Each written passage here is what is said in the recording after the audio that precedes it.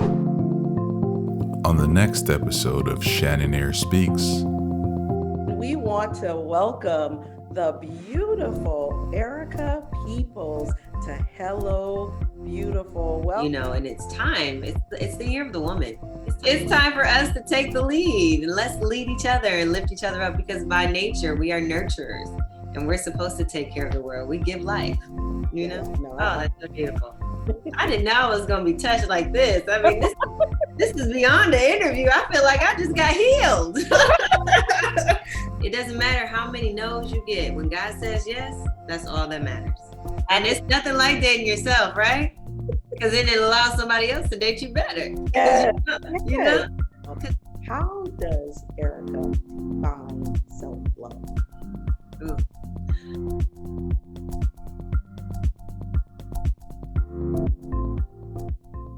We want to welcome the beautiful Erica Peeples to Hello Beautiful. Welcome, Erica. Thank you so much for joining us. Thank you for having me. And I love the name. It's just like you can't help but smile when you say hello, beautiful. You're right. Well, that's the goal. That's the goal. Hello Beautiful is all about encouraging women and girls to understand their beauty by design and know their worth.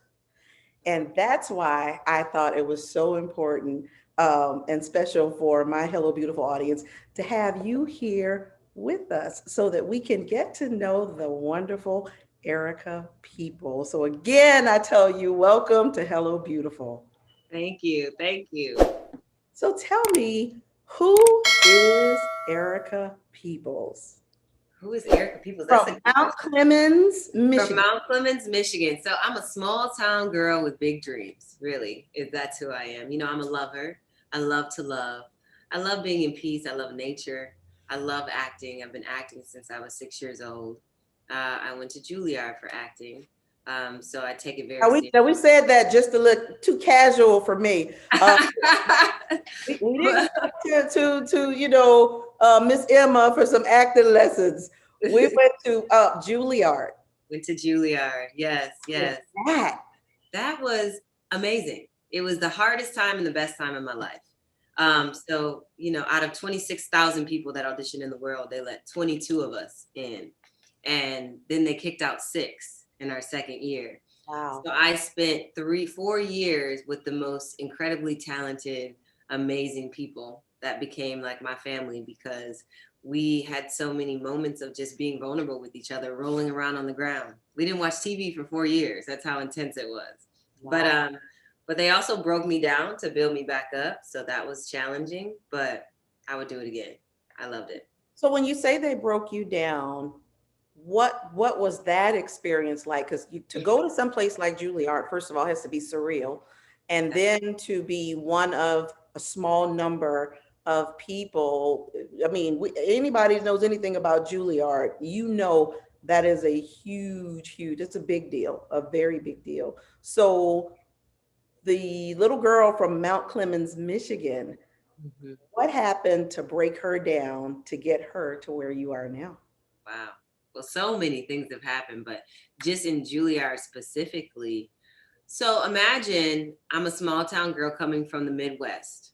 And a lot of how our voice, first of all, Juilliard is a very Shakespearean school that is based off the teachings for theater and Shakespeare. So it's very much focused on your voice, your articulation, your posture.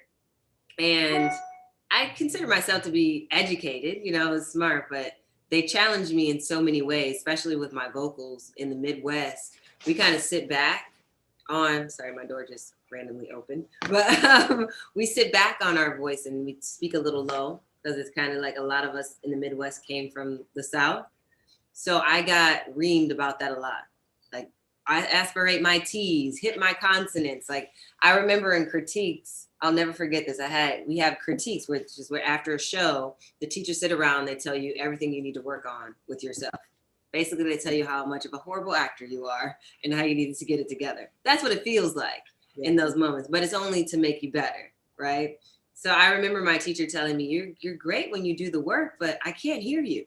So I need you to figure that out. And I just remember breaking down crying because you want to put your best foot forward and you want to feel like you're moving somewhere. But it was a part of me that I was just used to, a way that I was used to talking because of where I come from. So that was challenging. And just, it just felt kind of like I had a lot to learn. And there was so much thrown at me all the time. And I just felt like because I came from a small town, going to this big city, New York City, that I was behind a little bit. So I had to step up. I had to work extra hard. And I was one of 4 Black women, 3 Black women, 1 Black guy in my class and pretty much in the whole school. So that was another challenge. So tell me, just to touch on the point that you said was it 3 others or you were one of the 3? There were 4 of us total. 4 of you. So tell me this, as a Black female at Juilliard, did you find yourself in competition with the other 3, or did you find yourself in union in the sense that, it's only a few of us here, we're going to support each other and build each other up? Luckily for me, the three women, we were definitely building each other and supporting each other. And you know why I asked that? Yeah, because that in the industry in general, we're very competitive, especially Black women. For some reason, we want to put each other down and fight for that one role instead of like trying to help each other out. I'm all about helping and supporting my fellow women in the industry. Why do you think that is? I mean, and this is really just for the sake of conversation, because you and I both live in this skin. And so we already know what comes along with it. But I know that there are a lot of people in the Hello Beautiful audience that experience these things every day. And sometimes can't make sense of it, sometimes don't know how to get around it, or sometimes they may be those very ones that's trying to hold somebody else down because they can't quite find their own footing. Why do you think that is amongst women of color? Well, one, I think it goes all the way back to slavery, especially with the light-skinned, dark-skinned women, it's the paper bag test, right? It's, so you have the house Negroes that were in that get a little bit more special treatment. And then you have the field Negroes, right? So that's already embedded in us. But then also there were so few roles for Black women. So, everybody's fighting, well, used to be, now there's more, but everybody's fighting for this one role. So you're very secretive. You don't want anybody to know what you're going out for. And then when you are going out for it, you want to be the best. So you want to go against that person. And some people, depending on who you are and how you move in the world, you want to put the other person down because you want to be the main one chosen, right? But I'm a firm believer in that everybody's journey is their own. Yes. And, it doesn't matter what comes. What's for me is for me, and what's for you is for you. So why not help and support each other, Absolutely. And this is why I wanted to point that out, because we deal with that in every aspect of our lives. And I was just speaking with someone just the other day. We know it's this conversation we have with each other before we even open our mouths. When we walk in a room and we're only 1 of, 2 of, 3 of, and before we even open our mouths, we can make eye contact and you can kind of get a general feel of who you're dealing with. You either get that look of, hey girl, I'm happy you're here, or it's like, oh Lord, let me, clutch my roll real tight. Right, exactly. Yeah. Exactly. Yeah. I think, with Kamala being in office and with, more women writing and directing and getting behind the scenes, things are definitely changing in the industry. Yes. And I'm very happy about that, and it's time. It's the year of the woman. It's time for us to lift each other. You hear me say that every day. It is. It's time for us to take the lead, and let's lead each other and lift each other up, because by nature we are nurturers and we're supposed to take care of the world. We give life, know? No, that's awesome. So how was that journey with you and your sisters being the only few there? How was that journey throughout your 4 years at Juilliard? Well, it was interesting because Juilliard definitely had politics. There was a lot of politics. So I remember, they would give one of us more roles than the other, or make them the lead and kind of showcase them. But, I think it actually pushed me. I think it pushed all of us to work harder, because we would see, I would come through or do some work and it would come out really great and say, oh, well, she can do that, I can do it. You know, it was a good kind of competitive energy between us. So it only pushed us to work harder and do better. And then, you know, when we were faced with certain challenges that I feel we as Black women know culturally, like this doesn't really resonate with me, or I need to come from a guttural place, not more of a head place, you know, we were there to lift each other up, to be that for each other. And those two women are actually Bobby Baker and Nicole Bahari, who are very talented, amazing actors. Wow. Yeah. That is awesome. Mm-hmm. That makes me feel happy. When I see women like yourself and other, especially women of color, and then women in general, but we're talking more specifically about women in color. When you do well, I do well. Exactly. Represent one another, and I've said that even in my younger years. I have 3 daughters, and I tell them there is just no need to hate on anybody.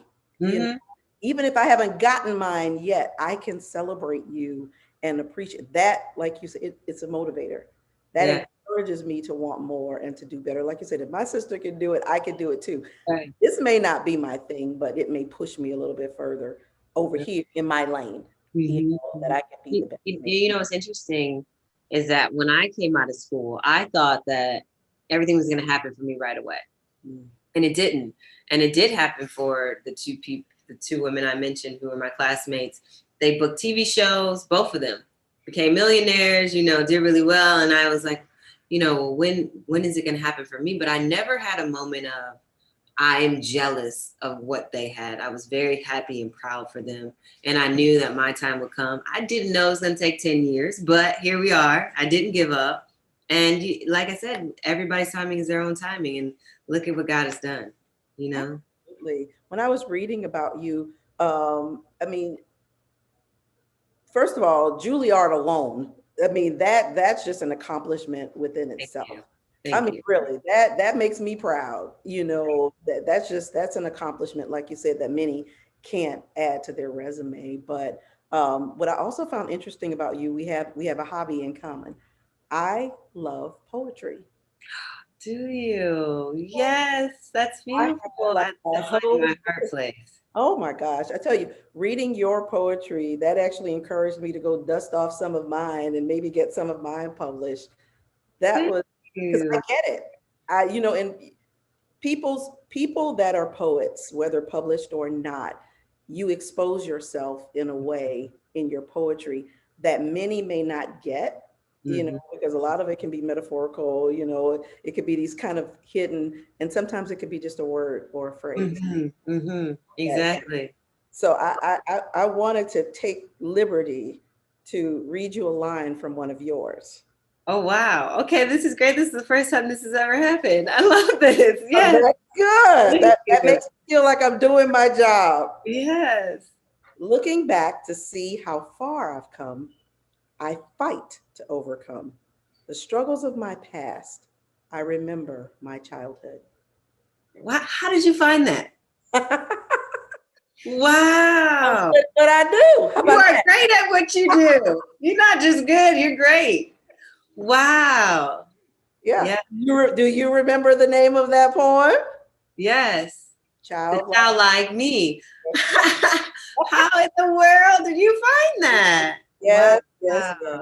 Tell me, because that resonated with me again, poet to poet. That resonated to me in so there was so much in that little thing. What does that mean to Erica?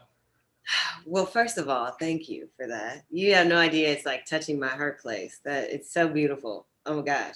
I've never had this experience. It's my first time. So, you know, for me, I had a beautiful childhood. I grew up with both my parents. They were in love, and I grew up in a little small town. I had no worries. But I went through a lot as a young adult, especially in college. And then when my parents divorced and separated, and I didn't know that I was going to have to go through so many trials, I guess is the best word. But I know that it was because of my childhood and the morals and what was instilled in me that I was able to overcome that. Mm. And so when I look back to the childlike me, I think about how happy and free I was. And that helps me when I have those moments where I'm like, I can't see up or I don't know how I'm gonna make it through. I remember to go back to the childlike me. So that's what that means. That's beautiful. Thank you. That really touches my heart. I think I just fell in love with you. That's Oh my gosh. amazing. I mean, I loved you before, but that's so special. Thank you for that. No, because this is why I do Hello Beautiful, because we see one thing I didn't want Hello Beautiful to be. I didn't want Hello Beautiful to be about, the bad stuff and the stuff that we see out in the media, the stuff that gets the ratings and the stuff that everybody. No, I mean, there's enough of that out there, and that's fine. The reason why I have people like you here is because throughout most of my young adult and adult life, I've had so many women and girls that I've been able to encourage and to help to understand their worth. And it's not just a cliche when I say encouraging women and girls to understand their beauty by design. First and foremost, going back to again, just being in the skin and what we already inherited, then we have to live in this world and deal with all this stuff. And there's so much more to us than sometimes what everybody may see Mm-hmm. on the surface. Mm-hmm. So your poetry hit me in a special place. Thank you. Wow. Yeah. When I write, so I just have always had a love for writing, right? And when I write, I channel, to me, it's me talking to God or God talking through me. And usually I can only write when I'm emotional, like either I've been in love or I've been hurt, but something happens where it's not me anymore. I just hear these words and this voice that I can just write it and it comes that fast, but it's from a very truth place in my heart, in my life experience. So it is very vulnerable when you're writing too, because it's putting all of your stuff on a page for everybody to read and see. And it wasn't until recently that I started putting my poetry out, and I'm publishing a book now, because it was so private to me. It was so precious to me. That was me and my God moment.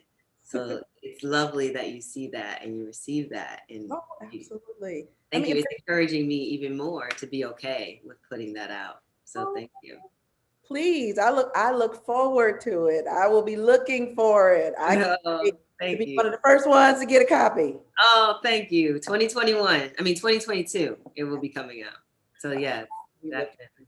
Now that to me, because it speaks volumes, even just listening to you speak and just some of the things that you've shared about your experiences, it's like you're not saying a lot, but you're saying a whole lot, if that makes sense. Because a lot of times we have these different experiences and we're on this journey. And I can only imagine being at some place like Juilliard. I can only imagine you have a whole bunch of things going in your mind day in and day out. First, you have to learn your craft.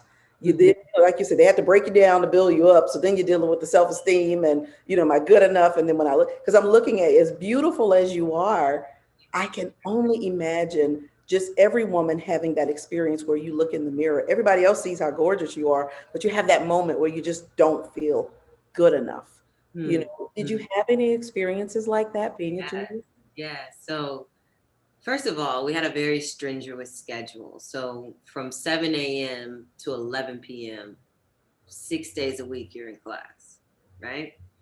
And then on top of that, you have whatever emotions or whatever life experience that is happening to you.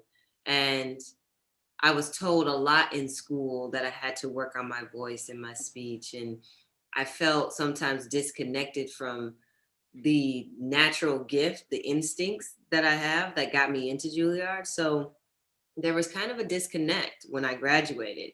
I didn't know how at first to put the two together, to take the studious skill set that I learned from Juilliard and my heart guttural instincts and put it together to present Erica in a room. So when I got out, I didn't have any confidence really in my acting. I remember I would go into auditions and I didn't know what to do. Like I would get these roles where I had to be a young Black girl with an attitude, and like literally would be the descriptions. And I was like, what? How do I do that? You know, because now I'm kind of like this robot, and I'm, you know, trying to be this Black girl, you're supposed to know how to suck your right, teeth. exactly. And that is it's a real thing that happens when you come out of a conservatory. I think Viola Davis talked about it as well.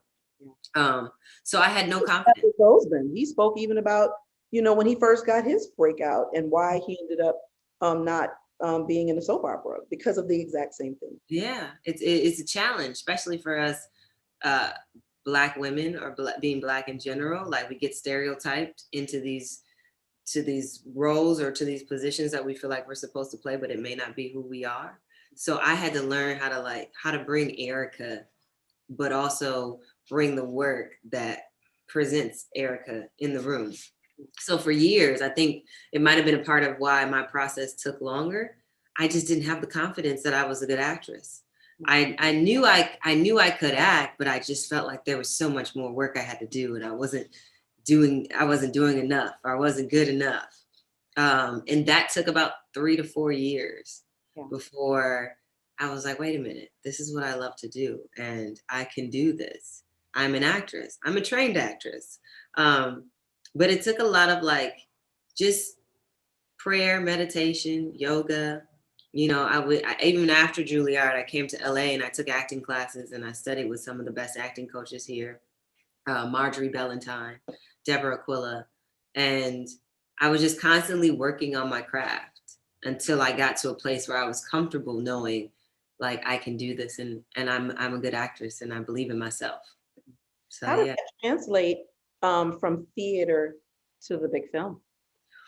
Well, theater is very big. So you have to make the person in the 300th row feel and hear you, right? So everything is like, but it's big, but it's contained. TV and film, everything is it's your thoughts.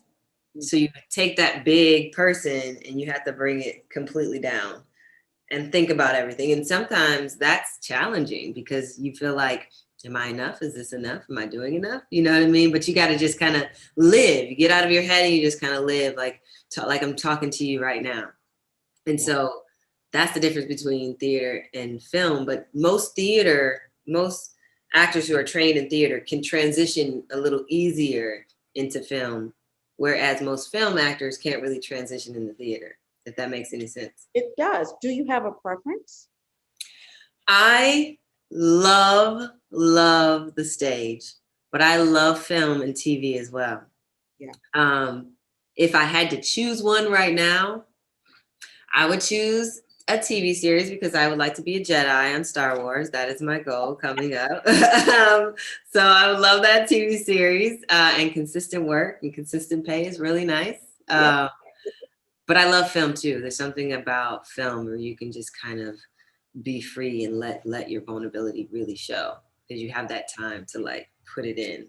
So TV series right now, and film, and then theater. Okay. No, that's awesome. How was that for you, getting that role as Gina? True to the game. True to the game. It was amazing. And let me tell you why, because I had literally just moved back to New York from LA, and I was going to go back to New York because I got a lot of recognition there because of Juilliard. And, you know, I was going to sign to an agent, and I felt like I was auditioning here and I was getting really close to things, but nothing was landing. So I said, I'm going to go to New York and I'm just going to try it again. And I remember I was actually fasting at the time, and I had a breakdown. And I was just like, because I completely went out there. I didn't have a job. When I was in LA, I had like 5 jobs, and I was auditioning and trying to make it. And I went to New York, didn't have a job. I was like, I'm putting all of my faith in you, God, and all my faith in my acting, and it's going to happen. Had a breakdown, meaning like I was crying, and I was just like, what has to give? When is this going to happen? I got a call in the middle of the night from Columbus Shore. And he said, I have an opportunity for you, and I feel so honored. Him, or did you? We were friends. We were friends prior. but he couldn't find me. He didn't know where I was. He didn't know I left. And he said, I've been looking for you and I have an opportunity for you. And I feel so honored to be a vessel of God to present this to you. He's like, you're going to be the lead, starring with Vivica Fox. And he was like, I'm going to put you on the phone with the producer right now. Like, it was that fast. And I said, okay. He said, are you ready? He said, I just need you to come, trust me, prove me right. I'm going to put you on the phone with the producer. 30 minutes later, I had a plane ticket to LA. Had no idea what the film was, hadn't read that, I didn't know it was a book, anything. Get off the plane. Columbus is telling me all about the movie, all about the film. He's like, oh, we're going to go to the director's house right now. You can audition for him. Hadn't read anything. We go to the director. Long story short, I did a cold read for it, auditioned for Leah Daniels, and then had 3 screenshot testings with Columbus, and finally I got the role. And then So were you competing with anybody else or? No, everybody. There were so many people who wanted to be Gina because a lot of people have read the book. Yeah. So Terry Woods is the writer of True to the Game, and it was a #1 bestseller in the 90s. And everybody wanted to be Gina. I didn't know. In fact, even Vivica told me she wanted to be Gina. Wow.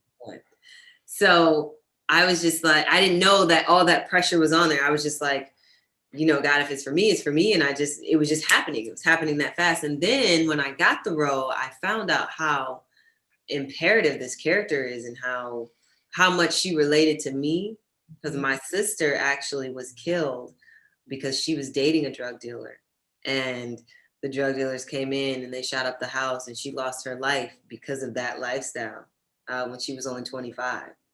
Wow. So it resonated with me on so many levels. And then the arc of the character and where Gina goes and what she represented, it was amazing. It's my first love. To me, I'll forever be Gina.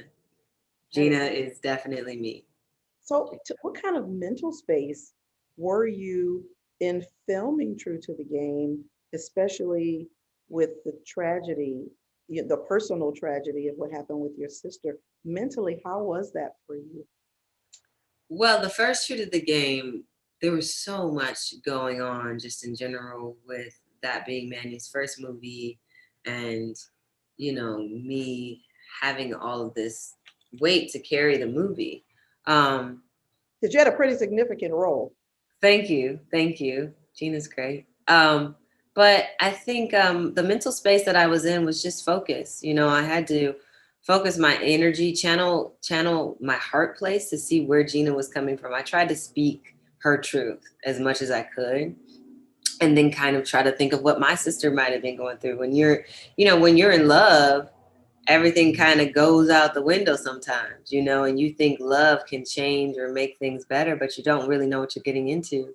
And that's also where she came from. There was just I had to do a lot of backstory for Gina, and then kind of try to take myself into the place of my sister and just kind of like open myself to whatever that may feel like or whatever she might have been feeling, and kind of channel her a little bit. So it was just, I had to stay in a very protective place. So it was a lot of me just kind of like having my meditation music on in my trailer and just kind of reading over the lines and feeling my way through Gina's experience. So did you find a big difference between 1 and 2 in terms of headspace? Now that you've experienced Gina's already been through stuff, and now here we're coming to get into the space again. Oh, yes. I mean, for the main reason, Gina now has money. So there's a whole different walk of life from Gina, you know, she's just innocent, you know, I'm trying to be on, but really not important to me, to now, this is my life now. But she's also missing the love of her life. And she's longing for some type of connection with another love, which is why she goes through a couple different guys in part 2. But then she's also running from something because somebody's chasing her and trying to take money from her. So she's back into this lifestyle. So the journey for me for Gina in part 2 was Gina's grown up a little bit. She's a little more independent. She walks a little different. You know, she can take care of herself. She doesn't need a man. She has a job. And she's kind of trying to start a new life for herself. Yeah. So, listening to that, because it just sounds true to life. when you think about it, you know, you see a lot of celebrities, and when they kind of show like the before, or when they're just starting out, and then, you know, they progress 20, 30 years later, you know, thinking about Gina and seeing the transition. How do you see yourself in your own transition from Juilliard Erica, you know, to kind of fast forward to present day Erica, working Erica, Erica that's making things happen? Oh my gosh. First of all, I'm just thankful. Every day I wake up, I'm so thankful and so humbled by just that I never gave up, because I went through a lot and I didn't have a lot for a very long time because I was doing this on my own. So today, the working Erica, I just feel very in pocket. I feel like I'm right where I'm supposed to be. There's so much more that I want, but now I feel very confident that I can manifest the things that I want in my life. You know, like I have my own place, I have my own car. I can, you know, I'm making money doing what I love. And that itself is a huge feat, to say I do what I love and I can take care of myself doing it. Yeah. So I'm a lot more confident, just and knowing that I'm walking in my truth and walking in my purpose. And Yeah. and you've mentioned a few times, suggesting, you know, your faith is what keeps you grounded. What does your faith mean to you? Because you don't, sometimes you hear in general, you hear different celebrities, they'll, you know, I hate that it's like a running joke now when everybody's saying thank you for the award, and everybody, you know, thanking the Lord, you know, but yours seem as though it's coming from a place, you know, and not just saying, you know, I feel blessed. What is that for you? What is your faith for you, in conjunction with where Erica is as the actress, as the DJ, as the poet, as all of these great things, Juilliard graduate? Thank you. Where is Erica with her faith? Okay, so it's interesting because I just told this story in an interview a couple days ago that I hadn't told in any other interview. When I was 12 years old, I was in a house fire. And I was 3 seconds away from dying of smoke inhalation. My father saved my life, and he saved my whole family's life, actually. And when I was in the fire, I remember I was going to a light, laser speed. I was out of here. Like in 1, 2, 3, can you imagine you're gone? That's how long, that's what they said. I would have died in 3 seconds. So I believe that was the seconds that I was elevating out. And I just remember I kept asking to come back. I begged to come back. I said, please let me come back. Please let me come back. And then I remember I didn't feel anything, but I just remember that light, right? So when I came to, my father had to drop me out of a window 2 stories high, and I hit the cement head first. And he thought I was dead. I didn't feel any of that. But I remember when I came back, it was like I came back in my body. I spit up a glob of blood, and I was just like, thank you, Jesus. And I did that because I knew that I was given another chance and that I was here for a reason.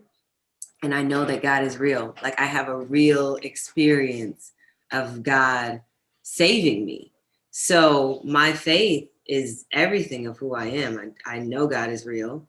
And I know that whatever you want to believe God to be, there's an energy, there's a force that lives inside of me that has guided me and protected me and keeps guiding me and keeps protecting me. So that's where faith is for me, in that place. Yeah. So given that moment, yeah, I mean, that's beautiful. Given where you were right in that moment, because then what comes to my mind, because we can all think about the many times when we could have been out of here, you know, and the different experiences. In that moment where you were like asking to come back, fast forward to where you are right now, what do you think is Erica's purpose or Erica's contribution to this world? To spread the message of love, honestly, to be of love. I feel like if that's me loving my craft and loving people and, you know, just putting some type of goodness into the world, that is what I'm supposed to do. And I feel like I'm also supposed to spread some of this, our history, tell our stories, You know, I think it's a big part of why I enjoy writing, why I'm an actress. And there's so many stories that I want to tell. One main one is the story of Lorraine Hansberry. But I want to be able to impact and change the lives of our people as well. Why Lorraine Hansberry? First of all, just throw that out there, right? Lorraine Hansberry is the writer of A Raisin in the Sun, my favorite play of all time. And I played her off-Broadway. I played Benita, who was based off of Lorraine Hansberry, and I studied her. I read about her, and she was so interesting to me. I mean, she was a huge force in the 60s. She was a civil rights activist. She was one of the only Black person to write a play to go on Broadway and have it be as successful as it is. It's to this day. To this day, it's the best play ever written. And it's transferred over into film. So I think her story needs to be told. And I believe that I am the person to tell that story. So you got me all excited. Oh, that's I think you're incredible. I really do. No, I mean, really, it's not just words to fluff you up, because there's a whole lot of things I could tell you just for the sake of conversation, but that's not my thing. I don't believe in just puffing people up, but I've been blessed and privileged thus far to interview some who I think are pretty extraordinary people, and I'm so glad to add you to this number. I mean, really, I do. I look forward to sitting down here with you again so you can tell me about, the debut of the Raisin. I mean, really, yeah. It's gonna happen. We're gonna put it out there. It's definitely gonna happen. Oh, that is. Yeah, and I look forward to seeing you again. You're so beautiful. I mean, you really, really, I can't even express this enough. You really touched my heart with reciting me my own poem. Like, that was beautiful. Thank you for that. And I would love to hear your poetry. Can you give me one line before I go? Can I hear one line of yours? Oh my gosh. Yay. I'm going to get a whole thing. I'm excited. Well, so this was one that I actually wrote to my husband. Wow. And it was right before, it's got dust on it, but right before we got married, but it was called To Long, to Live, to Love. And how I've longed to live your love, and not a second too soon, to hold you close, sharing thoughts innermost, and long nights lit by the moon. How I've lived to love you long, without any time to spare. My love to give, every minute to live, a lifetime of love to share. How I've loved and longed to live every moment with you of my life. A true test of faith, well worth the wait, just to hear, I now pronounce you man in life, always and forever. Oh my gosh, that's so beautiful. Can I get a copy of that? I think I need to send that to somebody. That was great. That was lovely. Well, thank you. I love to live. Yeah, no, I mean, honestly, when I was reading through your poetry, and like I said, we have a few things in common, because we had a house that burned down as well when I was in high school. I mean, I'm just listening to a lot of things that I'm hearing from you, and there's just so many things about you that resonate with me. Poetry, like you said, for me, it's going to a place where you can kind of express yourself in a way that you feel vulnerable, and you just really, kind of let it all out. I've always been kind of, tough. And, exterior, just, stand on my own, I can, fight it out. But on the inside, very vulnerable, in some cases, even low self-esteem, or not feeling at my best, or different. And so that's how I got lost in my poetry and things that I wrote. It's been years since I wrote, but like I said, just listening to yours, and I hope, I hope people will go out and get living proof. Right. No, really, it's beautiful. Thank you. I look forward to seeing your journey. I look forward to seeing where your journey takes you, because I have a sneaky suspicion that your purpose is even greater than what you see at this stage in your life. I received that. Thank you. Thank you. I received all of that. I Thank see. you. And if ever there's a moment in your life where you are doubting Mm. your journey or doubting what he has for you, think on this and think back at that moment when you asked him, basically, I'm not ready to go. And he's saying, okay, I'm going to let you stay here. But if I'm going to let you stay here, that means I have things for you to do. Mm. So Yes. far, Thank you. yeah, yeah. No, Oh, that's so beautiful.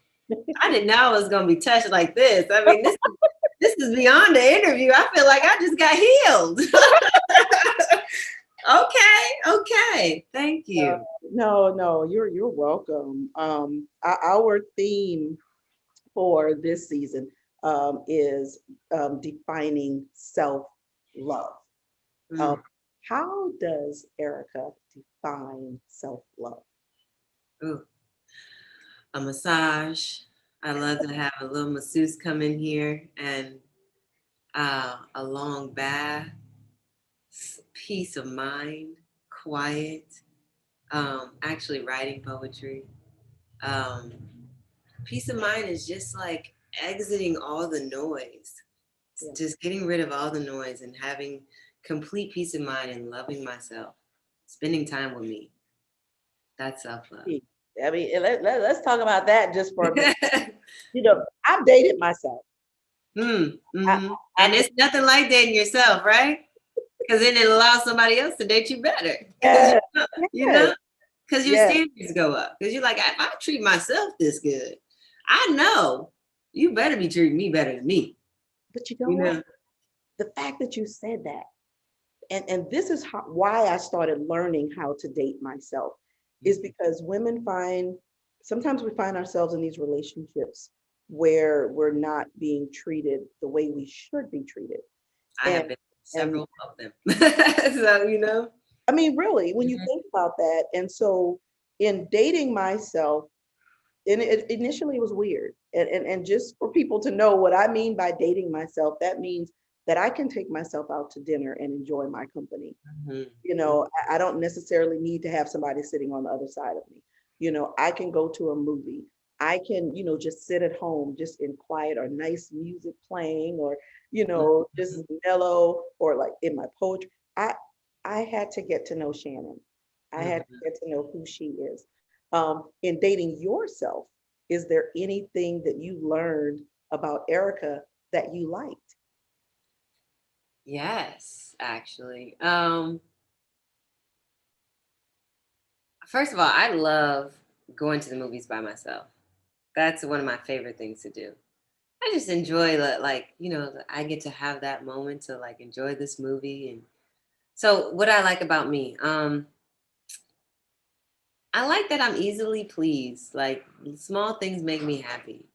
Like when I walk outside and I can see the mountains, that makes me happy. That's Yeah, what I learned about me. Like it doesn't take much for me to smile. And the smallest things are things that I should smile about, you know? And yeah. so, yeah, that's one thing I like about myself. But Yeah. that's like I said. I mean, it's almost kind of scary listening to you because it's like you're in my head. I mean, really, because I mean, the sun does wonders for me. Um, Mhm. and I remember about 6 years or so ago, I was driving from Buffalo, New York, and I was on my way back to. I was working out of West Point in New York, and so that's why I was on my way back too. And I remember driving, and I remember seeing all of these mountains, and I remember in looking at those mountains, and I just as clearly as I'm talking to you, just hearing the voice of the Lord saying, for as many mountains as you can see, that's how I'm going to bless you. Mm, mm, Now, mm. I can tell you right now, I want to pull the car over because I'm like, listen. Okay. Did I wait, did I? Yes. Yeah. Mhm. Yeah, no, and so when I get to my lowest point, and when I get to those moments and those times, it's things like that that keeps me grounded and remind me, of who it is that blesses me. You as an actress, yes, the producer and the writer and all of these other people, yes, they have to say yes, but they can't say no if God says yes, Mm. right? Isn't there a song like that?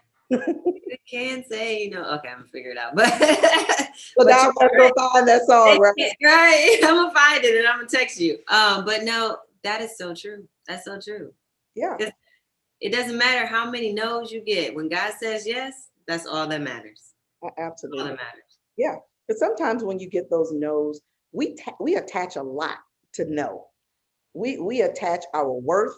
We attach the way we look. We attach, we're thinking for other people what they must see in us, and then we start critiquing ourselves and start putting ourselves, especially as women, when we get a no. If you get a no for a marriage proposal, you thought he was going to give you that ring and you didn't get it, and then come to find out that was like the best thing that ever happened. That could have happened to you. You didn't know in that moment. You know what I mean? So even with your girlfriends, them kind of hitting their big break sooner, coming out of Juilliard, it definitely has no bearing on your worth and who you are and your talent. And I know it matters when you see in Hollywood and you see on TV and you see all. I get it. It's an industry. I get it. But, and this is why I asked you about your faith, because then when you really go to that place that, even though sometimes it may hurt or it may sting or, you wish this, and that's life. We all do that. But you have to know that you have to know your worth. You have to know how special you are. You have to know that there are so many things, great things in this world for you. Like what God has for you is for you. I appreciate you saying that, and I hear that, and I know that, and I do. I believe that. I know that. Yes. Yeah, I definitely don't think, while I may not be Oprah. Hey, but you might be the next one. Let's you are you, Shannon, but you definitely possess that quality. I'm telling you, because you have touched me in so many ways, and just the small things and the words that you've given and said to me have touched me. They really have. I'm not just saying that. That means a lot to me. I expect great things from you. I do. Thank you. I expect, you've done some great things. You've done some extraordinary things. The things that you've done, look at it this way, you are still one in a number. In a very small number of people. Would you say it was like 22,000 people, and out of all, yeah. Right? Yeah, that's very true. That was no coincidence.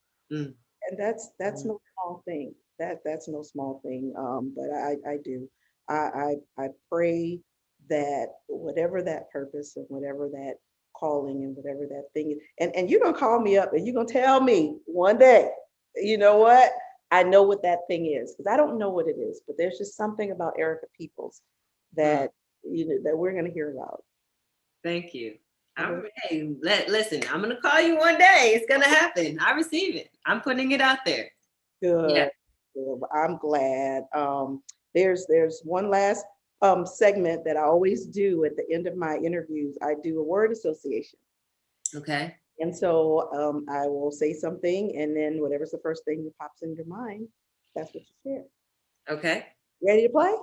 Yes, I love to play. I love games. Okay. Let's play. Living proof. Living proof. What pops in my mind? Me, right now, my journey. Everything about who I am. Well, then you knew the next one, journey. Journey is, it makes me think of, it's a marathon, not a sprint. So like, enjoy taking the time, enjoy the journey, the path, that's what it makes me think of. Okay, dreams. Dreams. Passion. Dreams are meant to come true. That's what comes to my mind. Dreams can come true. Dreams do come true. Dreaming is important. Yeah. Juilliard. Juilliard. Oh, that makes me think of work, hard work. But also legendary. Like, to me, there's something very stoic about the experience that I had and the prestige of the school that I went to that allows me to feel like I can walk with my head high. Yeah. That's beautiful. Gina Hollins. Gina is Erica and Erica is Gina. That's what I have for that one. Okay. Beauty. Beauty is inside and out, not just outside. Life. Life is meant to be lived. Life is living and breathing right now. Life is great. DJ. DJ is energy, passion, love, like a good time, just good. Yeah, because we need to throw that out there for people to know that you are a DJ. Thank you. I am a DJ. Actually, you can go hear one of my mixes that I have on SoundCloud. It's called America by DJ Peeples. I sure will. Now, my husband, when he and I first met, he was a DJ. Really? I love it. Yeah, that's how we got you. He said, hey. You were like, oh, yes. That's how it happened. Yeah, listen, we'd have to talk about that one offline. Yeah. Actually, in my mix, I chopped up a part of Lorraine Hansberry's speech. So I incorporated it into my mix. So it's really cool. You should check it out. Okay, I will check it out with him. His DJ name was D Swift. And so it was something he just made up, right? And so when he was asked what did that mean, he said it was the disciplined student of wisdom initiating freedom of thought. Oh wow, that's what got you. That's the one. That's when you were like, oh, okay. Not only can you play, but you can play with words too. All right, I'm gonna marry you. Yeah. We just celebrated 21 years last week. Congratulations. Yeah. That's what I look forward to. That is admirable. Thank you for being a leader in that. Yes, Black love. I love it. Yes. Thank you. Amazing. Absolutely. Thank you. Mosaic. Mosaic was my little Juilliard. That was my first experience of really loving theater and really being a professional as a kid. Blessed. Blessed is, I'm blessed. This is blessed. Like blessings are just a gift from God. Blessed is blessed. It's the word itself, blessed. You know, you can't really change that word. You can't, just blessed. Awesome. And the most important one, Erica. Erica, free-spirited, excited about life, on an amazing journey, passionate about what I do, inspired by people and learning and giving and everything that life entails, and excited to just see what else I can learn about myself. You have been you have made my day. Oh, thank you. You made mine. You definitely have made mine. And you're a confirmation as to everything that I am doing, I'm supposed to be doing. So thank you. Thank you. Tell us, do you have any current projects that you're working on? Or I do. So how can we find you? I'm Erica Peeples everything, but mostly Instagram. It's Peeples, no O. A lot of people confuse that. Erica Peeples. I'm on All American right now. You can catch me every Monday on All American, which is great. True to the Game 3 is coming out this spring.